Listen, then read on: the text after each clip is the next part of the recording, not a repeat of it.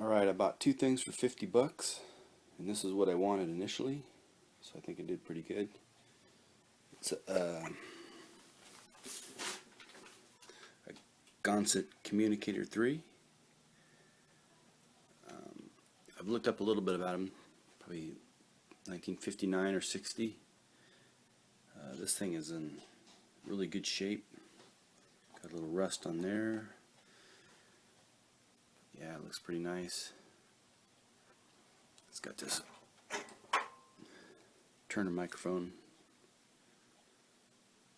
Thing's heavy. It's a dynamic microphone.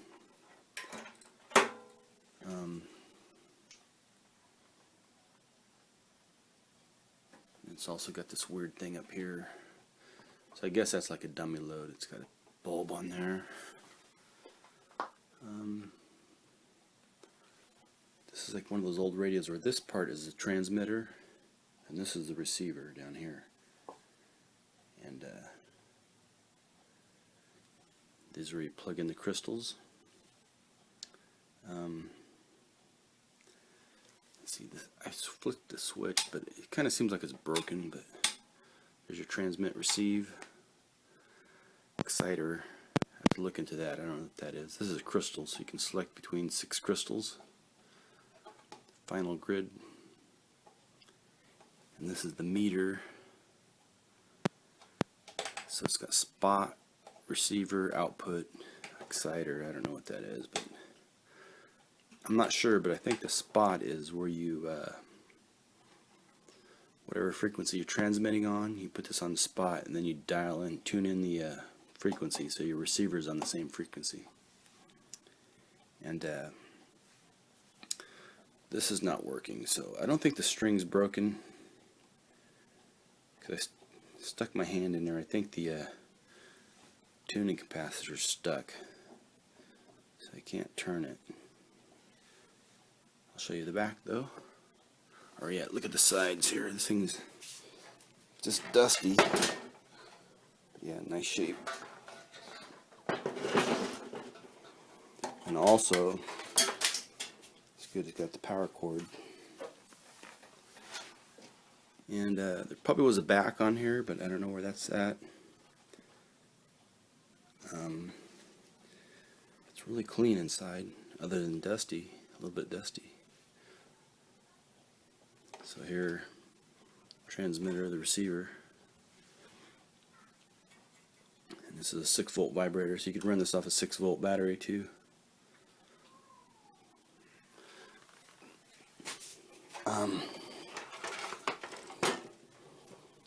Check out this cord here.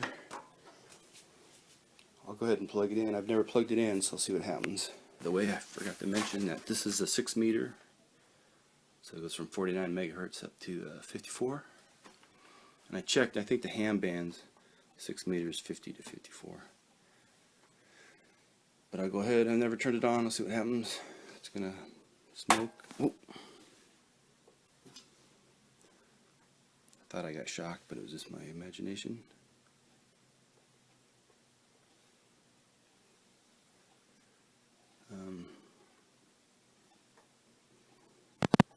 Got a squelch here, clipper, lamp, volume. Take a look in the back. Turn out this light. Got a light down there. There's a tube glowing really bright there. All the other ones are dead. You can see that one guy down in there. So I'll go ahead and turn it off. So I was hoping it'd work right off the bat. I also had it on receive. That's maybe why the upper tubes weren't glowing. But that one tube in there was glowing pretty bright, so it was almost like a violet color. But this is a pretty cool old radio. It's it's really super clean. So it might be a couple months before I can get to it. It's gotta roof a house and all kinds of junk. I went there to get that radio. This is my friend's house. And He goes, oh, because I talked to him about it. I was looking for a tube tester, and he goes, oh, I got one. So he threw this in there with 50 bucks. This is an old Heathkit.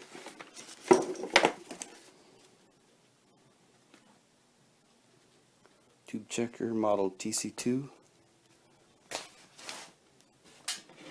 I was like, cool. But I haven't turned it on yet. All these sockets look pretty, got some white corrosion on them. So I'll try to clean those out. This is another roll that goes into here. And it's kind of interesting. It's got the whole assembling and using your Heathkit. Also, it's got this. This is kind of neat. The molded paper type capacitors. It tells you how to read the values. And then also here it's got the how to read the values of the radial or ceramic capacitors.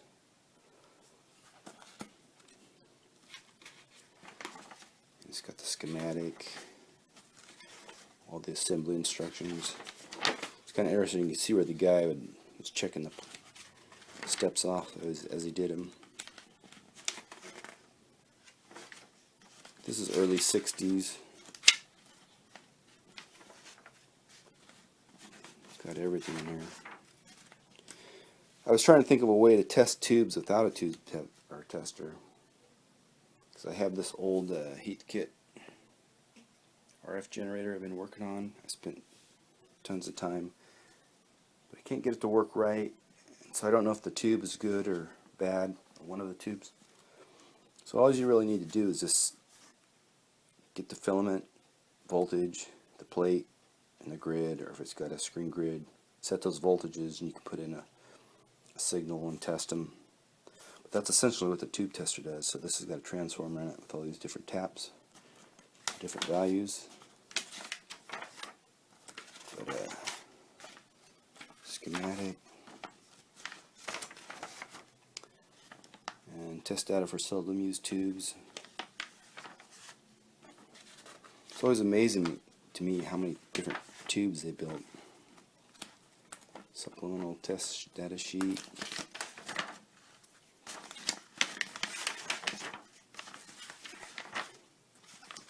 Ton of them.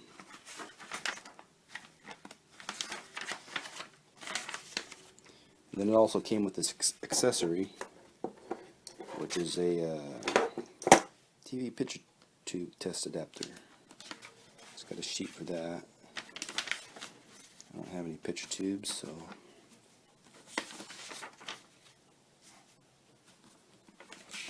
this goes on and on.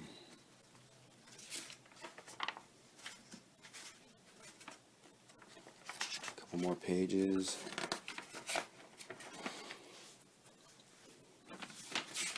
So I guess the scroll just comes with the most commonly used ones. It comes over here. This is kind of neat.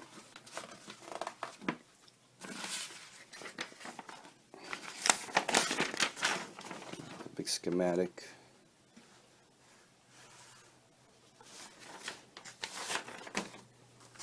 It also has a somewhere in here the equivalent European and American tubes, so you could, yeah, American equivalents to European tube types. This is kind of brittle, so I might change that wire, but I think I'll just clean out these sockets and see if it works. There's I don't know, all these tubes. I got a 12 AU7 I need to test, so you just set the type 2, it's on 2. Filament 6.3, plate 25,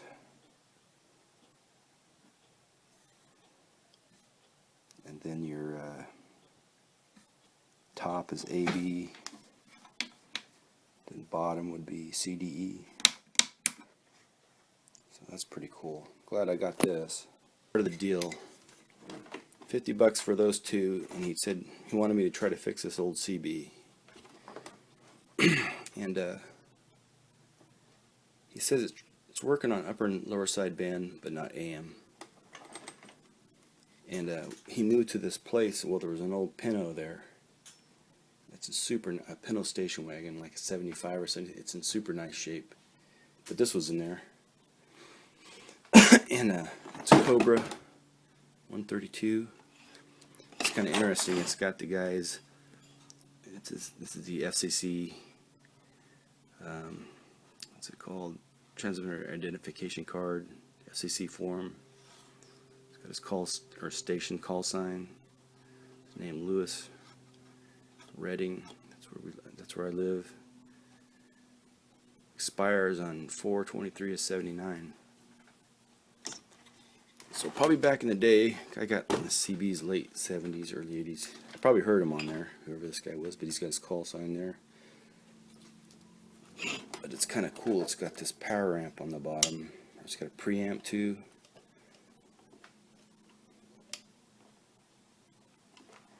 You know, on the side here, he looks like he's modified it.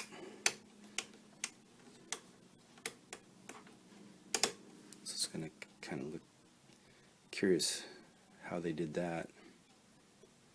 But back in the day, this would have been a really cool setup. This part right here is a, so you slide that and you can slide it into the underneath the dash and take it out. Yeah, but back in the 70s, this would have been a pretty cool rig. The amplifier, upper and lower sideband. Hopefully it's something minor with the switch, because I don't, you know, he said try to fix it, but